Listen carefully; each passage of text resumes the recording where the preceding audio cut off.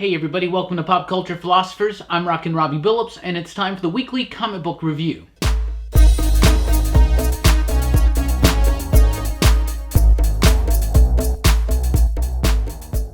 That's right everybody, welcome here to Pop Culture Philosophers and the weekly comic book review. I am Rockin Robbie Billups, and this is the show where I read a lot of comic books, and I'll let you know what I thought about them, and we always start with the pick of the week.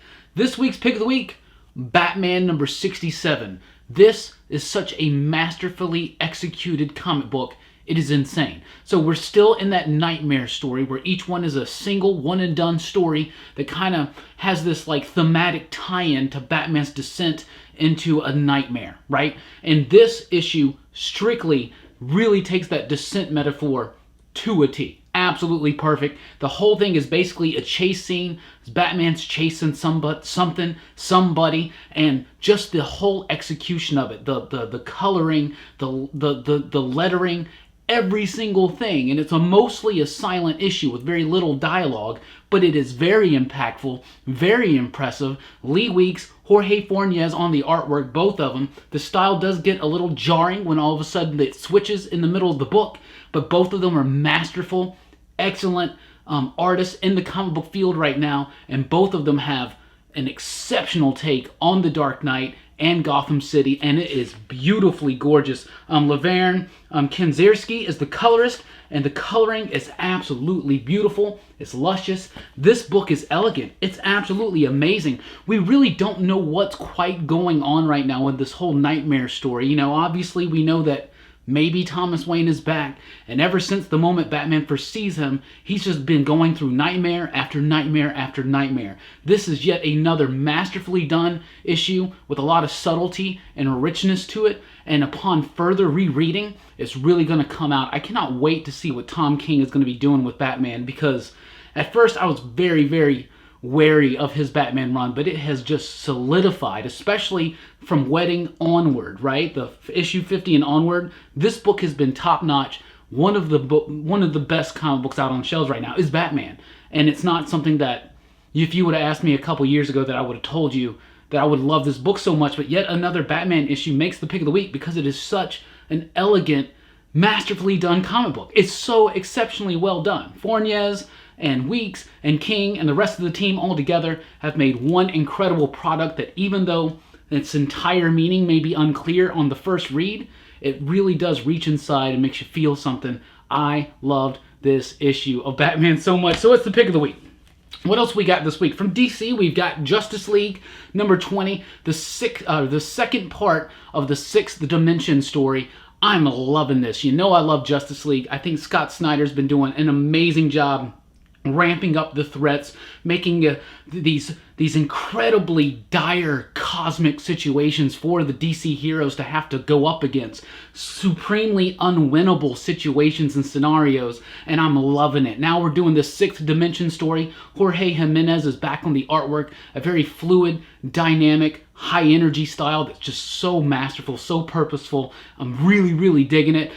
Sanchez on the coloring. It all fits. It works. It's bright. It's vibrant. It's exactly what the Justice League should be, but it's also dark when it needs to be, because we're dealing with some really heavy cosmic ramification type stuff in the pages of Scott Snyder and Company's Justice League. This is an exceptional issue. He keeps the theme going of, in part 1, he started with the idea of the point, and in part 2, he goes into the idea of the line. So I love the way that Scott Snyder's framing this. He's co-writing this one with Jorge Jimenez, so they really are working together as a team and making just such a great, fun, giant, epic comic book saga, and I'm eating it up. Every single bit of it. Also a little bit more explanation, possibly. Real fun stuff in here. And what does lie in the Sixth Dimension?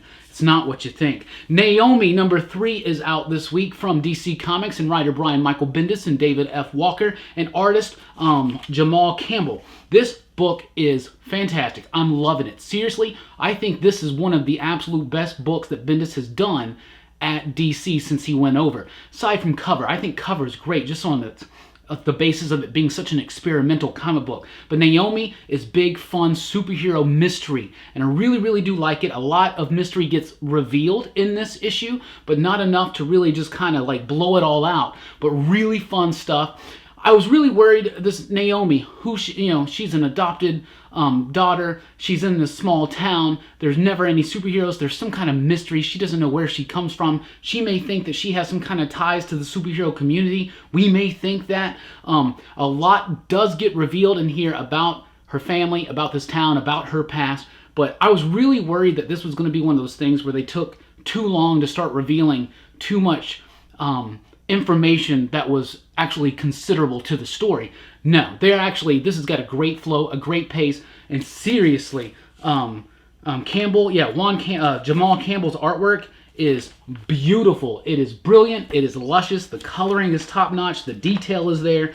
The flow of the story. I can't show you too much art without really spoiling too much, but absolutely Naomi has just been fantastic. David F. Walker, Brian Michael Bendis, and Jamal Campbell working together, creating a new character that's very interesting, very real, very fleshed out, very well-rounded, and a very intriguing and engaging mystery set in the DC Universe. Really, really liking that one. Aquaman is here with issue number 46 this week. Kelly Sue DeConnick, who is responsible for the Captain Marvel that we know and love today in the movie and in the comic books, is now putting her stamp on Aquaman. You know how I felt when this first got announced, coming off of the Drowned Earth story. Aquaman was going to be in some other locale with amnesia, not knowing who he was. I didn't like that idea. It has just totally won me over. Kelly Sue DeConnick is absolutely crafting an amazing story, rich in mythology, and Robinson Rocha on the artwork. It's beautiful. It's so freaking good. It's detailed, it's textured, it's complex. The artwork is stunning. The writing is phenomenal. The whole thing all in one just works. It's really, really cool. A great setup, and even Aquaman with amnesia somewhere else, it still is just awesome and really, really satisfying right now. So Aquaman number 46 is out this week. The Wildstorm is here with issue number 21, and it's always a great new comic book day when Warren Ellis and John Davis Hunt have a new issue of the Wildstorm out. After the crazy, awesome action fest that was the last issue, spotlighting Midnighter and Apollo, who are there on the cover right there. This one kind of slows down just a little bit. A lot of exposition, a lot of explaining, a lot of setting things up. This stuff is really heating up, and it's been going for 21 issues, and lots has happened, but now it's all coming to a head, and it's like, how are they going to wrap this all up in 3 issues? And it's so sad that we only have 3 issues left, but I'm really hoping for more in this world, because the world that John Davis Hunt and Warren Ellis have built, this reimagining, this grounded take on the Wildstorm characters, it works. This is very much centered on the Authority, establishing them in the middle between the battle of Skywatch and Io. I love the personalities. If you're a fan of the old school Ellis and Hitch Authority, enough of that comes through, but it's still different, vibrant, fresh, and stands on its own ground as its own story. Fantastic stuff. Absolutely love every single reimagining that they've done in this book, and I'm really, really liking the pace and how everything is meticulously planned, and it's all coming to a head right here. I'm just loving it. From Vertigo Comics, we got the 2nd issue of High Level. The first issue really blew me away. I thought it was a great setup. It really did a great job of building up that world in only 1 issue, introducing new characters. Really cool art style. I still absolutely adore the artwork. The artwork is fantastic. Barnaby Magenta, Romulo Ferraro Jr., and Rob Sheridan, of course, as the writer. But the artwork is gorgeous. It's really, really cool. And they do continue on with that world building thing in here. Unfortunately, it just for me didn't feel like it flowed as well as the first one. It did feel a little stunted at times, maybe a little too verbose in some of its exposition scenes. However, I still enjoyed this one. I'm enjoying where it's going. There's some great moments in here, great new character. We learn more about the little girl. We learn more about High Level, what it actually is. It's a nice, cool, fun, kind of like futuristic, fantasy, cyberpunky, cool comic book. I really did like High Level number 2. Not as much as number 1, but like I said, I thought it got just a little too exposition heavy at certain points, but a really cool concept and really cool characters so far. American Carnage number 5. This book keeps just going up in terms of quality, in terms of great dialogue, in terms of amazing artwork, and in terms of just violence. This book is awesome. It's brutal, it's bloody, and it's necessary, and it's needed. It is the story of a man, a black man, who can pass as white. It's a former FBI agent, or he is an FBI agent. I can't really quite remember exactly how that works out right now, but he is undercover trying to get get into a white supremacist group, trying to figure out some things with that. And of course, it doesn't go as planned. This is a brutal, violent issue, but Brian Hill and Leandro Fernandez and Dean White do an amazing job with it. Real fun stuff. Great artwork, very noirish. I love the coloring. Really fits the tone of the story, really fits the setting of the story. American Carnage number 5, seal of approval from Marvel Comics. We got a really nifty new one, Spider-Man Life Story number 1. This is going to be a mini-series, and the whole point of this series, and it's Chip Zdarsky, by the way, is the writer, and Mark Bagley is the illustrator. Absolutely love Mark Bagley's pencils. He is a quintessential Spider-Man artist, at least for me. Really good stuff, exactly what you're used to from him. But what the point of this book is it's going to tell Spider-Man's life story as if he aged in real time. So here we start a little bit after high school. We're in the 60s. Issue 2 is going to be the 70s. Issue 3 will be the 80s. And he's going to age. And the characters around him are going to age just in real time, as if it actually happened. I really liked it. Really has a nice focus on the Vietnam and Peter Parker's struggle with responsibility. He has the power.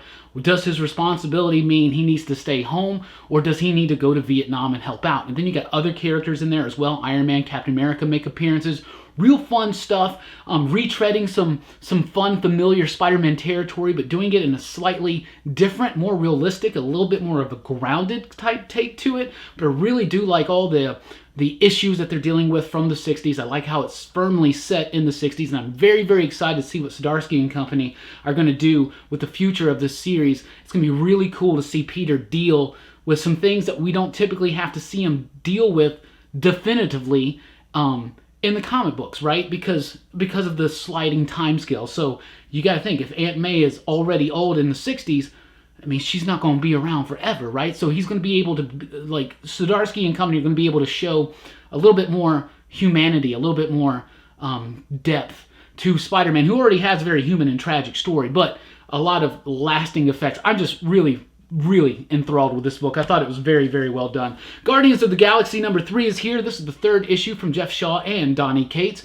Donny Cates has just been blowing up. People are loving his work. He's got 2 fantastic Marvel comics out this week. The first of which I'm going to talk about, Guardians of the Galaxy 3. Really does a great job. The story was wild and crazy and big and epic for the first 2 issues. Basically, Thanos is dead, and he has now warned everybody that his final gauntlet has been released, and one of these cosmic Marvel characters is going to be where Thanos reincarnates his will, and that person will become Thanos.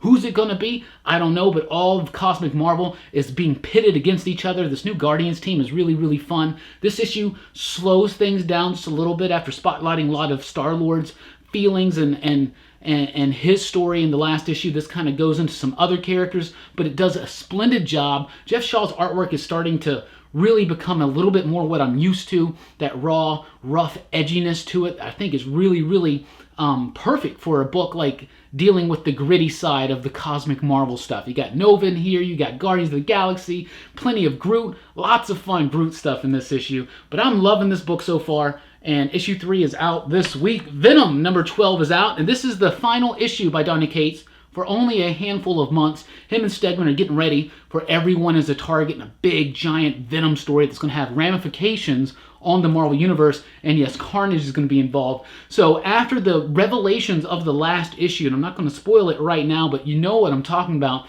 now we get to deal with that. Now we get to find out how it works, how it happened. How it happened.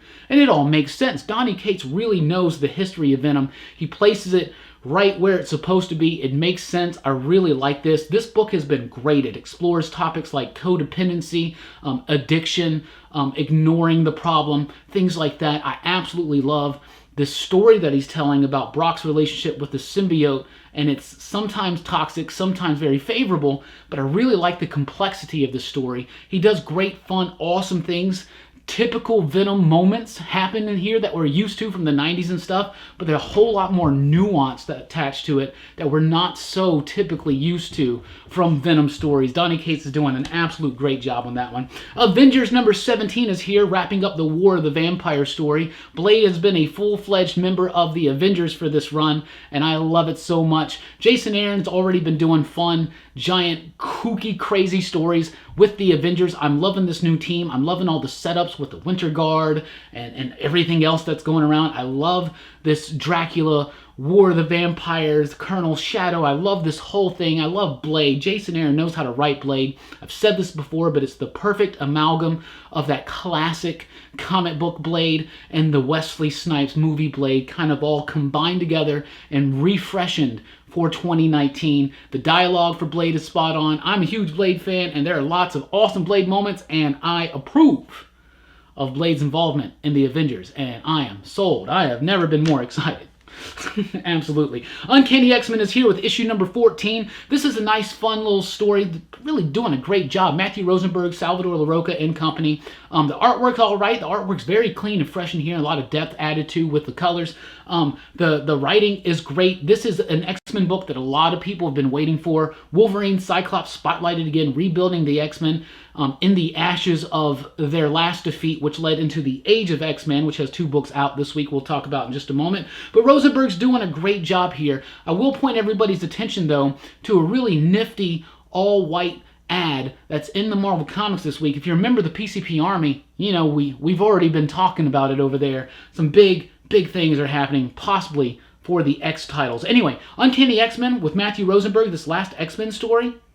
It's fantastic, lots of throwbacks to old school X-Men stories, but done so splendidly well that it just doesn't reek of nostalgia. It's also something new and fun, and I really like the characters that Matthew Rosenberg has allowed himself to work with. Of course, some of his favorites like Havoc and Multiple Man, but especially Zombie Banshee.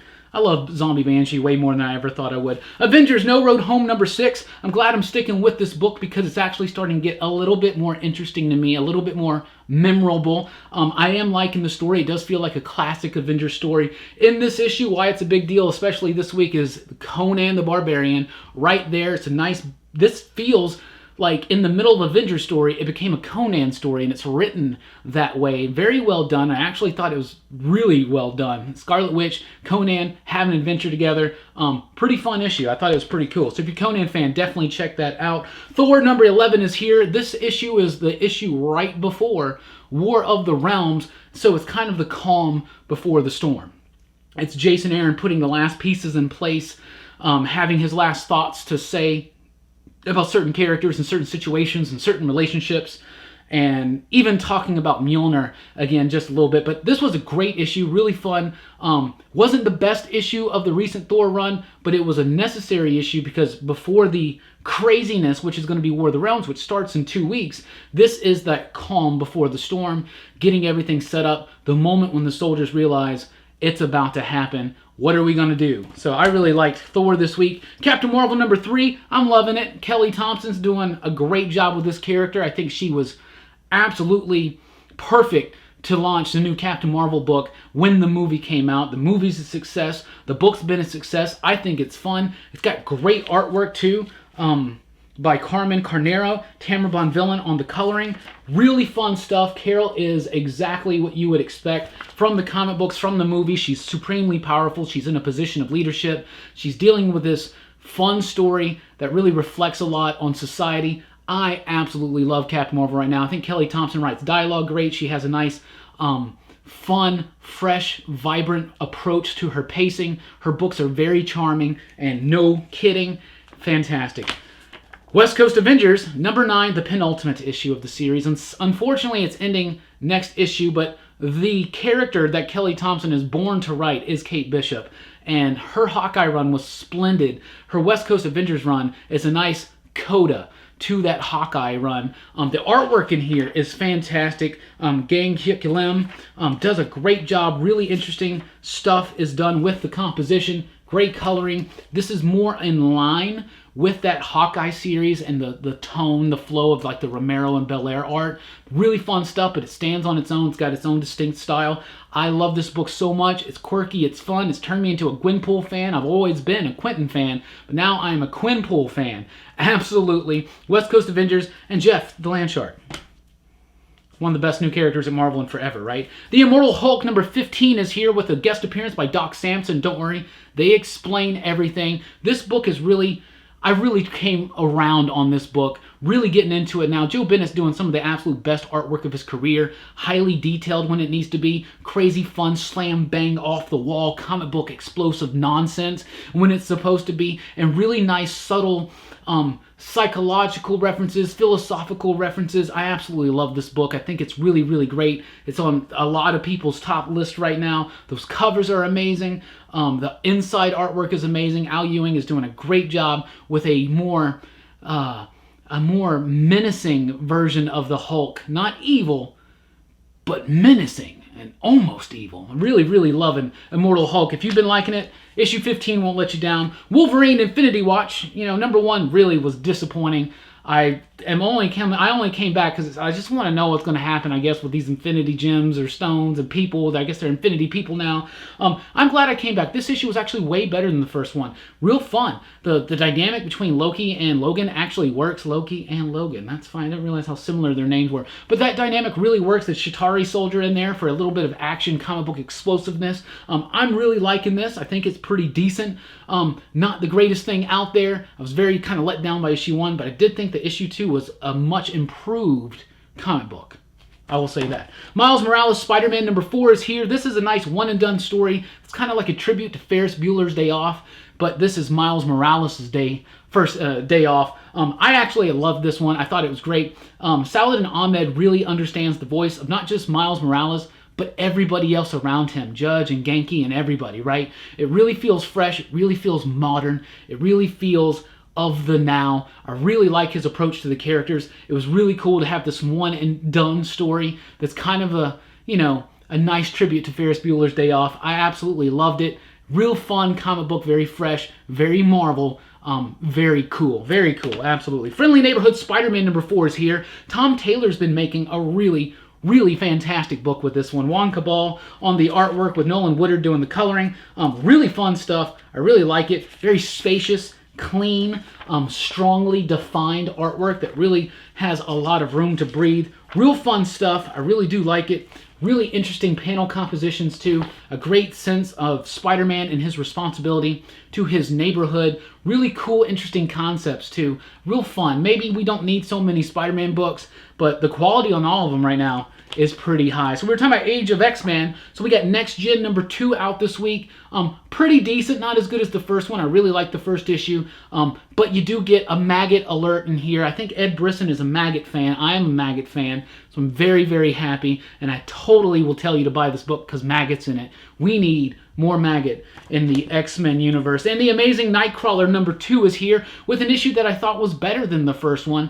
So Nightcrawler and Megan are kind of like stuck in this weird kind of relationship type thing in a world, this utopia, this mutant utopia of the Age of X-Man. There's no contact, there's no sexual relations, there's no familial relations. Everybody's meant to kind of stand on their own, the strong survive and whatnot.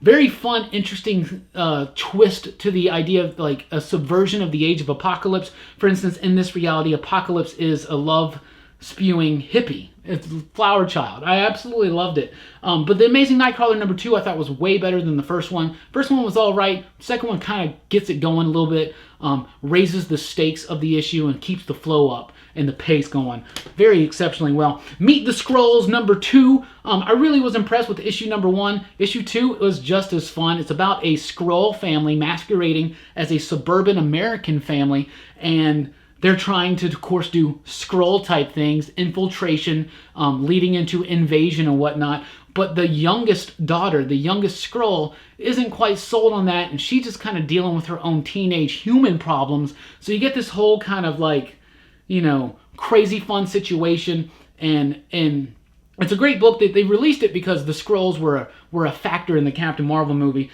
but it's kind of like that Vision series by Tom King, but with Skrulls, but not near as rich or as in-depth as that, but still very fun, very cool, with really cool artwork as well. From Dark Horse Comics, we got a new one, The Invisible Kingdom number 1. This is written by G. Willow Wilson with artwork by Christian Ward. The artwork is stunning. It is gorgeous. It is absolutely stunning, beautiful, gorgeous, great colors, great composition, Great everything as far as the artwork goes. The story's pretty good too. It's a nice sci-fi story. It's basically about nuns in space in a way. It took a minute for the story to really kind of sink its teeth into me, but the artwork had me hooked from the very, very beginning. This is probably going to be your sleeper hit of the week. Invisible Kingdom #1 from Dark Horse Comics. A rich, complex sci-fi world is built up. Some characters are introduced. It does take a moment for the story to really hook you in, but the art's going to really just knock you away. I love Christian Ward's artwork. This was exceptional. Fantastic stuff. From Aftershock Comics, we got Dark Red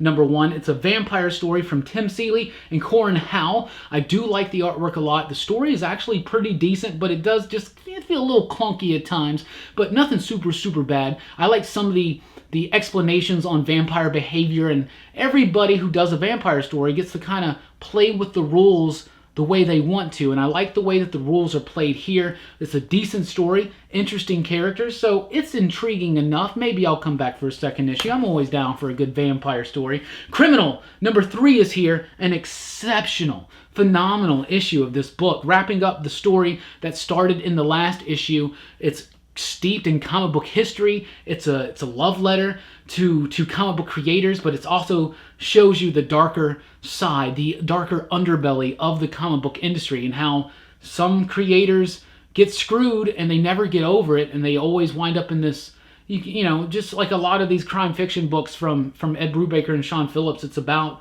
how easily it is for your life to spiral into out of control, and it's something like that. Real fun stuff. Great, beautiful artwork by Sean Phillips.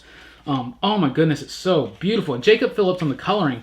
The coloring on these books has just gotten better and better and better, and Ed Brubaker is a master of the craft. So is Phillips. Criminal #3. So you're not surprised. I will point out this too. Lazarus does return this week with Lazarus Risen #1, a big giant epic opening. $7.99 prestige format thing. I'm way behind on Greg Rucka and Michael Lark's Lazarus, so I didn't read it, but I do want to point out that it is out this week.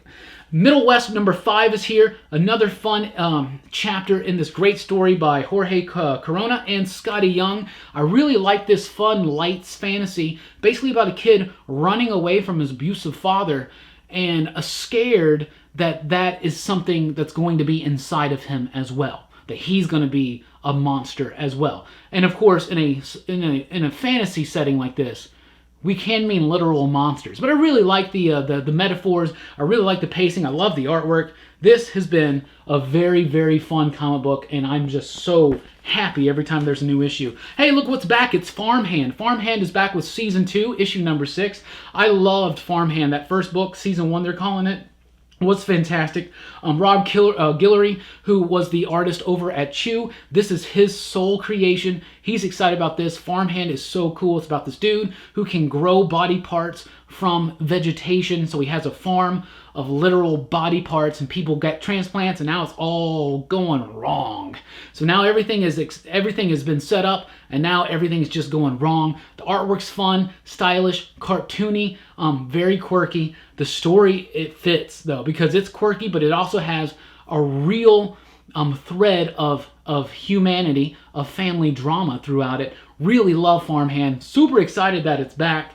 I am very excited. Farmhand was absolutely a standout book for me last year. So #6 out this week. Bitterroot #5 wraps up, I guess you could call it Season 1 if you wanted to. Book 1 of Bitterroots wraps up with issue #5 out this week. A fantastic finale to this first story, introducing this it's a family that lived in Harlem in the 20s, and it's kind of like Supernatural, but like really, really, really good, and the monsters just don't look like humans with weird eyes and teeth.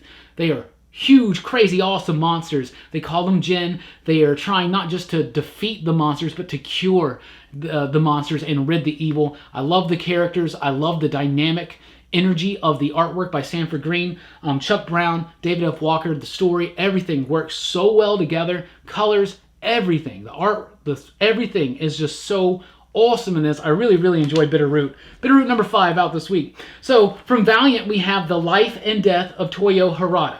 So this is the character that was kind of responsible for the whole Harbinger program. If you never read the Harbinger stuff, you may be a little bit lost, but it does kind of catch you up a lot, fills in some gaps in his past. I didn't read through all of that Harbinger stuff, but I know enough about it that I wasn't too confused. So it's pretty decent, but it kind of is all over the place, and it kind of doesn't really, like, I think it really depends very heavily on the Harbinger series that came before, which is also written by Joshua Dysart. But Cafu's artwork is splendid, really cool, some great moments in here. I like the tie-in to real historical events.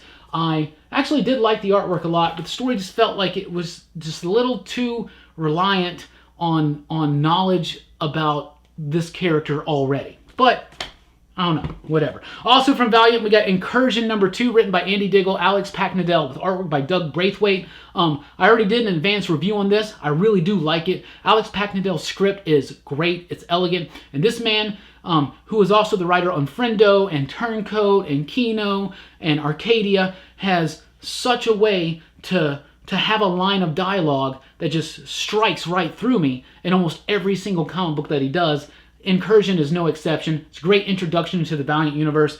These characters are characters that have already existed. The Eternal Warrior, the Geomancer, and of course Toyo Harada and the Harbinger program and all that stuff. This feels just a little too reliant, though, on not prior knowledge. This one, though, even with no prior knowledge, because I've never read Eternal Warrior, I am sold. I love it. Big, epic, Galactus level type threat for the Valiant universe, and they do it splendidly well with great artwork.